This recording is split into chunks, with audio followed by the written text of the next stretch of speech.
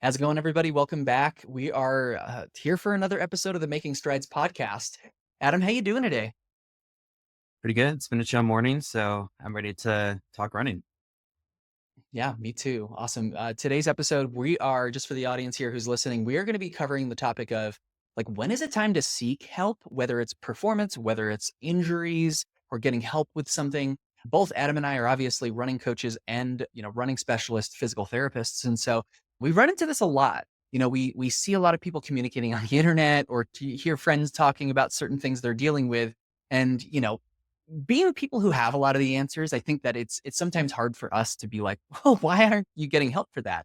And I think that there are a lot of obstacles. And so we're just going to kind of, whether it's financial or time commitment, or maybe they just feel like they can kind of, I don't know, get it better on their own. We're in the age of information and with Google and now like ChatGPT, who I hope people are not trying to have it act as their physical therapist, but I guarantee you it's happening. So there are probably a lot of obstacles. And we wanted to talk about like, hey, what are the indicators and like of when is it time to actually say, hey, I need help for like professional help with this? And not just from like an injury standpoint, but also from like a performance standpoint. Okay, like when do I maybe need some help with my training or coaching? Or like I kind of led on with, when is it time to do some help for with the rehab related issues? So, yeah, Adam, why don't you start by asking me the first question and then we'll kind of go from there. Yeah. When a runner is dealing with the start of an injury, when would you say it's time to seek help, AJ? Yeah, great question. Honestly, I think if you're dealing with pain, stiffness, or an injury that's lasted really more than like a couple days to a week, and if it's starting to especially just mess up your running or how you run, it's probably time to get some help. I mean, so many runners try to just tough it out, thinking like, "Oh, it's just a little tightness," or like it'll just go away if I try like stretching and foam rolling enough. But usually, the sad reality is that the underlying issue doesn't usually fix itself, and waiting often means it gets worse. It could even maybe lead to another issue entirely. Waiting also just usually prolongs the overall time it takes to rehab it, as opposed to like just addressing things early, of course. So, the best time to reach out is when you like probably notice any, I like to say, unacceptable discomfort that's not getting better, or when it's definitely changing how you run. So, like most of the time, these are things that we most issues we can address pretty quickly with the right tweaks and approach. You don't really have to like just keep guessing at it on your own or just like pushing through unnecessarily. Usually we can get folks back to running super strong, super quickly, and likely running stronger than even before you got injured to begin with. Yeah, love it. Adam, Super easy. I mean, what's your answer to that question? So, for example, yeah, I mean, if a runner's starting to deal with the beginning of an injury, when is it time for them to seek help, in your opinion? Yeah. I have kind of a 2 to 3 niggle rule. So it's one niggle that you experience on more than one occasion. Usually by the time it's 2 or 3, it needs some attention, is my general rule of thumb. So that, that is kind of your own body's way of like knocking on the door, like, hey, there's something going on here. We need some attention. This needs to be addressed. But a lot of times those things become bigger things. And yeah, initially you can run through it. You maybe can do some intensity. You can do your long runs. You can do whatever. And it's not really to a limiting factor, but a week, 2 weeks, 3 weeks, however long, it takes to evolve in your specific case, it starts to blow up and then it's becomes detrimental. And then you're scouring the internet frantically, doing every little thing you can. And that becomes kind of exhausting to try and figure out and do all those things. You're on the internet buying this special like tool that's self tissue. Um, we're buying 16 supplements, on the feed, trying to like get your body to do what it needs to do. And all we need to do is just make a little phone call to AJ or I.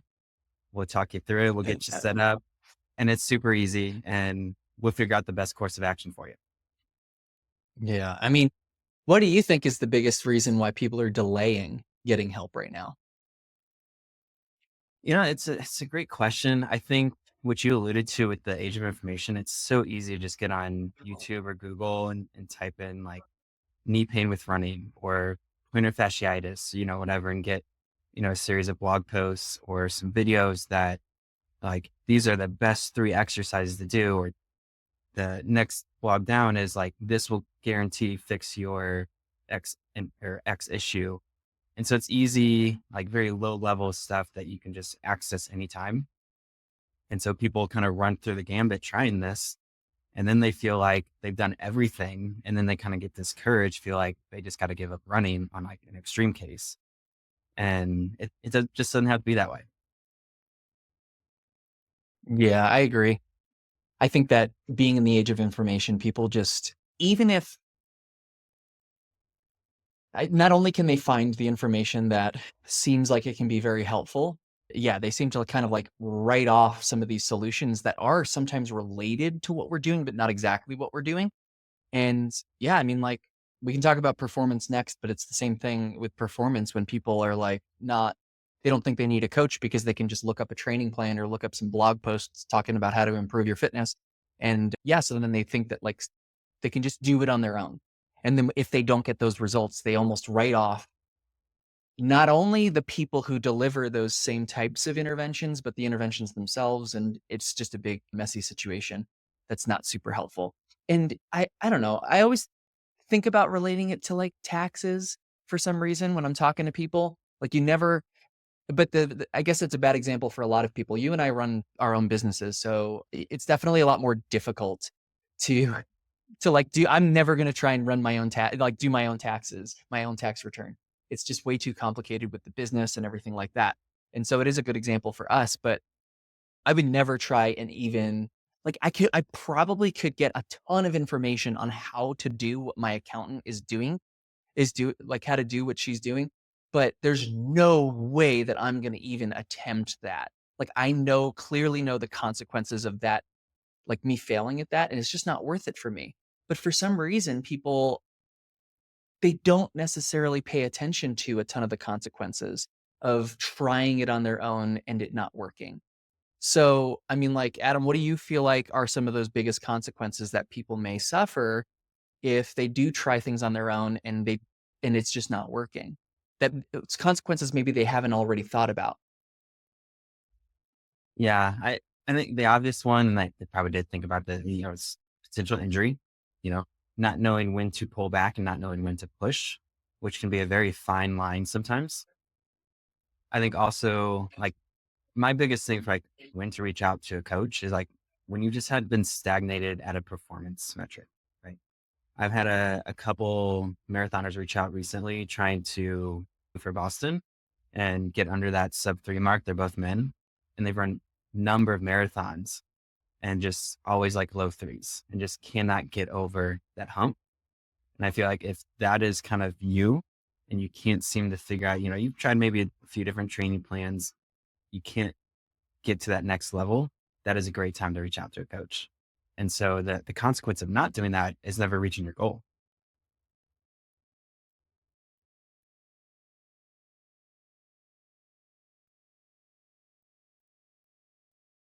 Sorry, I was muted there for a second. A lot of the time, yeah, with like not reaching your goal, sometimes people are like, "Yeah, not a big deal." But a lot of our, I don't know about you, but like what the average age of your coaching client is, but they're definitely not getting physiologically like, strong, like, you know what I mean? Like, their physiology is like, they're getting older, you know what I mean? And, Yeah, like, every year that passes, like, most people above the age of 30 or so, 30 to 35, like, your physiology is not in your favor the longer it takes for you to achieve your goal, right? And so if you're, let's just say it takes you 5 years of struggling to achieve a goal to finally reach out to a coach, man, like, that's that's not setting you up for success. To like, so opposed to the situation where maybe you only take 1 year to realize you need help from a coach.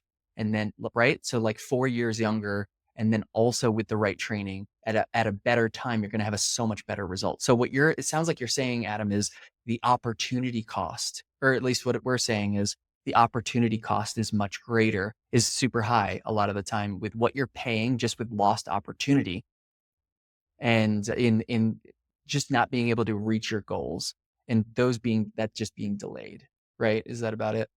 100%. Yeah. What about from like a rehab perspective? Just bouncing back and forth between these two topics, but like from a rehab perspective, what are some of the consequences that you see pretty often from people just kicking the can. Yeah. Well, again, not going to reach your goal. If you keep training, it's hard to get better. So that's probably the biggest, like, not just a slap in your face, but you know, something extreme could be, or maybe I shouldn't use the word extreme, but would be to where, now you think that, injections or surgery or, whatever is the only route. And, it's like you could do 6 months of really good rehab, or you could have a year of rehab after surgery. Like one of those sounds like a quick fix. I'm just going to get this surgery, it's going to be done. But the rehab on the tail end of that, till you're truly not just what like the standard medical care calls rehab, but truly back to training and feeling confident in whatever you were dealing with, could literally be up to a year. It takes a long time anytime you go under the knife. And then sometimes with, injections, especially like something like PRP, they don't want you to do anything for 4 weeks.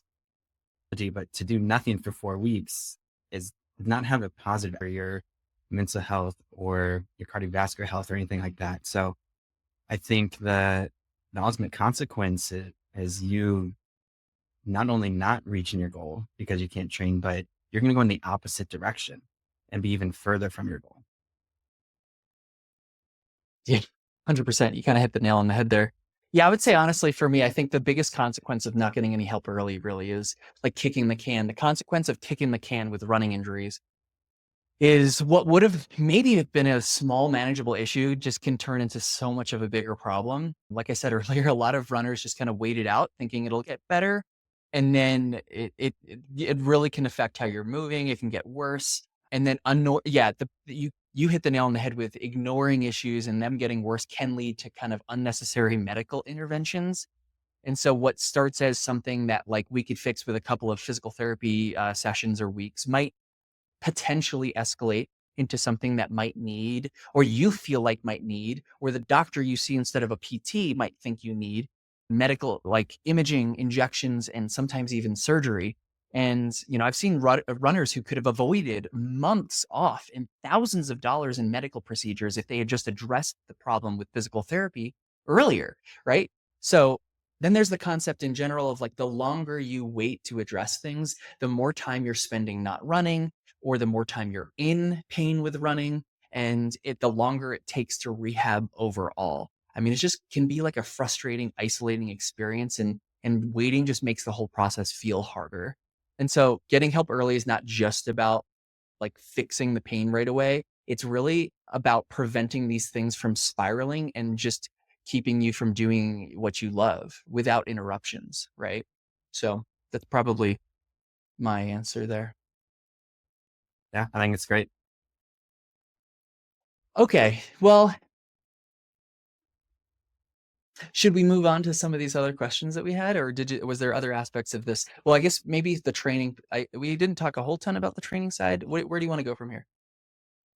Maybe just some like common training mistakes that create a situation where people become stagnant or Ooh, I they like that. become more injury prone. Maybe we'll say. I think on our last one, I just said that doesn't exist, but maybe having Cool. a higher risk of Yeah. being injured. Yeah. Yeah, I think you're onto something. Okay, cool. What if we transition into, so when people do try potentially to just manage these issues on their own, whether it's with an injury or whether it's with performance decrements, which I actually don't think well, we'll hit that in a second, but what are the common kind of denominators and factors that we see across the board that people are potentially doing incorrectly when they do try to address things on their own? So, you can start with either injury or performance, but why don't you start with that one? Sure. Yeah. I'll go with the performance side of things. That's top of mind for me. I think there's two directions people go. Sometimes they do both of them. One, there's not enough intensity or just like lacks. Like when you look at the course of a year, they just like don't do any intensity and it's only just like easy running. The other piece that is maybe a little bit more specific to the marathon is I don't want to say overemphasizing the long run, but people going too long in the long run that it compromises the rest of their week. because they're not at a level of runner that is conducive to running that kind of mileage in a single Ooh, it's bounce. a good one. Yeah. Yeah, I did a bit. Sorry, I did an Instagram post a while ago on that. Actually, it was it was the age of Instagram when there was more like the trending original sounds going around, and everybody was like doing their take on it. Um, Anyway, but I just remembered this post and yeah, it's so common, especially in ultra running world where people feel like their long runs need to be super long. And I've even done a different Instagram post in the past too, where your long runs don't need to be extravagantly long to really get, the what you're looking for. The length of your long run, the longer you hit a certain point where you're you get diminishing returns on your benefits of the long run, and then you get a spike in the risks of the long run. And so it's when those two kind of like intersect that you should probably be wrapping up your long run. And a lot of the time, I like to just kind of I don't think there's a ton of, or really any actual data on this, but from just talking to a lot of other professionals in the field, I've talked to Ty Mangum about this. I feel like I've talked to you about this. I've actually messaged and talked to Sean Bearden about this, but this is something that we kind of estimate that that point of diminishing returns from an aerobic and tissue capacity perspective from a long run is happening probably in, depending on the runner, somewhere between that 2 and 4 hours kind of mark. And so if you are, and so for example, newer, less experienced runners, maybe it's earlier on, and then for more seasoned runners, it maybe is closer to that 3.5 to 4 hours plus. So that's definitely a huge area where people get themselves in trouble. Their long runs are too long. They put too much stock in the long run, and it just sabotages the rest of their week's training. At best, and at worst, they get themselves injured. Yeah, definitely. And I think it's also important to mention that, this might not be like the next day. Like, you'll be sore, you'll be tired, whatever, next day, or even that week. But it's like something's going to show up probably 2 to 4 weeks later. And even though you weren't doing much at that time, we have to look backwards to find out where that training error occurred. Yeah, and I actually think Rich Willie posted about this recently. I think it's longer than that on average. I thought it was like 6 weeks. Okay. I can find it maybe while we're talking here, but that is an interesting kind I of mean, I would topic. get with that too. So if you look at like acute to chronic workload type stuff, I think that they pull like a 6 week average when you compare that acute to chronic. Yeah, I can't remember if he posted it on Instagram or if it was something I read in his something I learned in his course that I had bought and reviewed this past year. That Advanced Concepts in Running Injuries course, the online one. So I don't remember, but that is a fun fact that I remember learning at the time and then quoting it a bunch at the time, and now I can't remember the exact number. But Gotcha. anyway, and I can't find it. But okay, that doesn't matter. Cool. Perfect. So the question, what was that question I asked you before? It was, oh, the common mistakes when runners are trying to take over Yeah. their own training. I'm trying to think of anything I can add there. I think a lot of times the biggest thing that people, okay, so two biggest mistakes, how quickly they're ramping things up and then how they're incorporating intensity. I think those can probably be the most dangerous mistakes.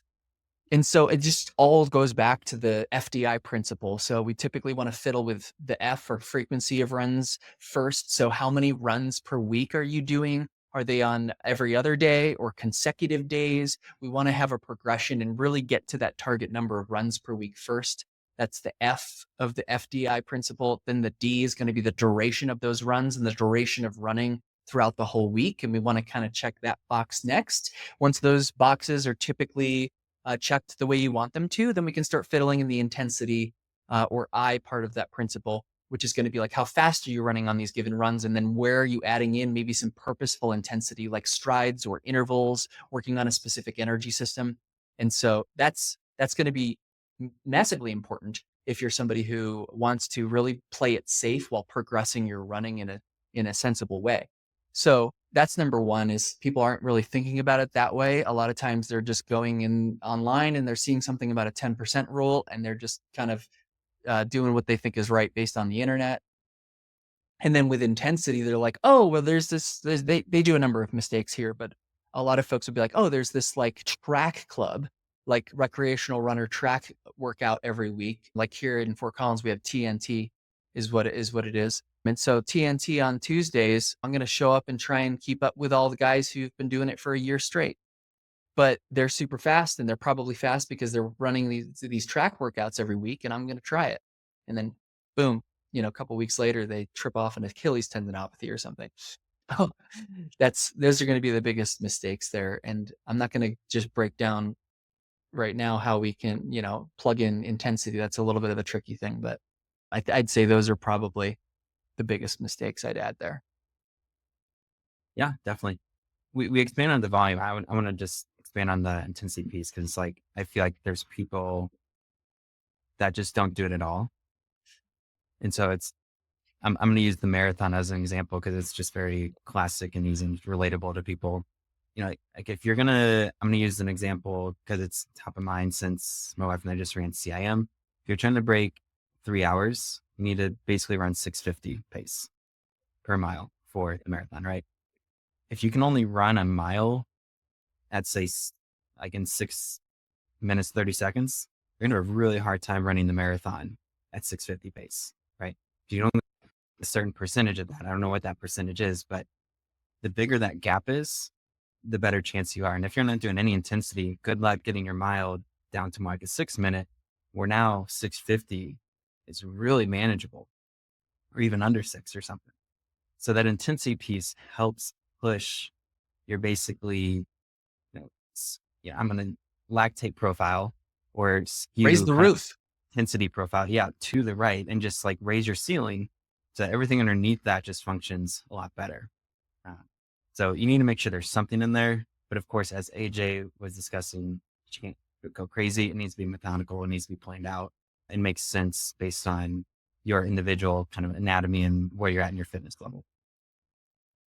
Yeah, and I've been speaking to like the mistakes people are making that are getting themselves in trouble from like an injuries perspective, but yeah, from like a reaching your goals perspective, if you're not doing any intensity and you have some aggressive goals for running, you're probably not going to make a whole ton of progress depending on what those goals are. I do think that in ultra running, a lot of times people are like, I can get away not doing any speed work for ultra running. And it is true to an extent, but you're definitely going to miss out on a lot of opportunities for improvement because there absolutely is a place for doing speed work when you're training for ultras, even though it sounds counterintuitive. And for the reasons that you kind of already spoke to, we're going to be improving your overall capacity. Your just like easy running is going to be so much more elevated if your top line running is much greater and your overall fitness is greater. And so there's a lot of just opportunity left on the table if you're not doing any speed work, whether it's marathon, whether it's ultras. But anyway, so great stuff there. So if we move more to the injury kind of rehab side of things, if somebody is maybe trying to address things on their own, where do you think people fall short the most? I think there's an over reliance of passive modalities. That's totally my personal bias, whether that's massage, cupping, scraping, whatever it may be. And what I mean by passive modality more definitively is like you're basically just on the table having something done to you as opposed to being like part of the process and something active that you can do on your own.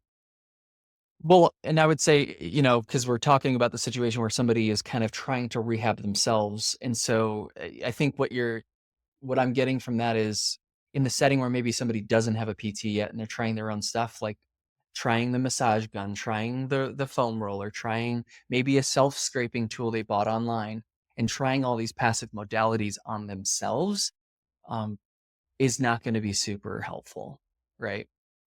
Yeah. Or just like going to get a massage from somebody, Oh, yes, absolutely. especially, and not to like poo poo on massage or anything, but especially from like a chain where there's probably, they're just an exchange of money and time. There's no evaluation. There's no discussion. They're just like, what do you want worked on? Like, oh, my hamstring bothered me. Can you massage that? And like, that's the transaction that happens. Not understanding your situation and understanding what needs to be done to a deeper level. So this is not a recurring or a progressing issue. Yeah, 100%. I see where you're going with that. Yep, absolutely. Yeah. What are your I thoughts? think one of the Yeah, I think one of the biggest pitfalls of trying to rehab yourself is gonna be, I mean, maybe this isn't the first thing you would have thought of, but the lack of accountability. Like, somebody holding you accountable to really having a structured plan. Not to mention the lack of being able to develop that structured plan on your own, but also just the lack of accountability. I mean, it's so powerful having somebody who you have to kind of check in with every single week, okay? That's a major one. But I mean, it just really comes down to the fact that, like, we went to school for a lot of years to understand the literature and what's gonna work best for somebody and what is not worth, like, think about it, most people have objections on time and money, right? And so, it's like, they either don't wanna spend the time or they don't wanna spend the money in going to get the help that they need, so they're gonna try and do it themselves, but the reality is they spend more time and money than they think when they try things on their own. And it just it and research shows that I mean, it yeah, you spend more money in healthcare costs, you spend more money in the things that you try, and it takes longer when you try things on your own as opposed to getting physical therapy first. I mean, there's a whole website and movement, hashtag PT first or whatever, get PT first or whatever it is. So it's there for a reason, but I think that's the biggest pitfall is not having a plan, not having accountability, not knowing what works best, what's like not even worth trying and a waste of your time. And guess what? I talked about this a ton on the last podcast. Runners are super busy most of the time. And guess what? If you're super busy, you can't afford to just be wasting your time, not to mention potentially weeks doing the wrong stuff. That's not going to help you get back to running, which is ultimately you just want to be spending your time running. So, I mean, that's probably what I would say. I Yeah. don't know if I that think was very general, another but go ahead. thing, another thing that comes with that is confidence. Like, you know, you're doing the right thing. You're not just like guessing and, trying a bunch of things and seeing sticks. Like, you already have what's going to stick given to you. Mhm. Ooh, that's good. And that made me think of another thing. I go through this with patients all the time. Patients People in general who are not physical therapists and know how to look for this stuff are usually really bad at identifying forms of progress. Rehab is messy sometimes. Rehab is not always super quick. And it can be demoralizing if you're not celebrating the small wins or at least knowing you're on the right path to get to where you want to go. And so I would say that there's so much of the time I'm sitting down with patients and I'm like, hey, I know you're having the same symptoms, but do you see how much more you're able to do with applying more stress to your body, with more running, with faster running, with plugging back into hills when you haven't done hills? And getting them to kind of like reflect on some of these smaller wins. Like I said, either being able to do more with the same pain or being able to do the same thing with less pain.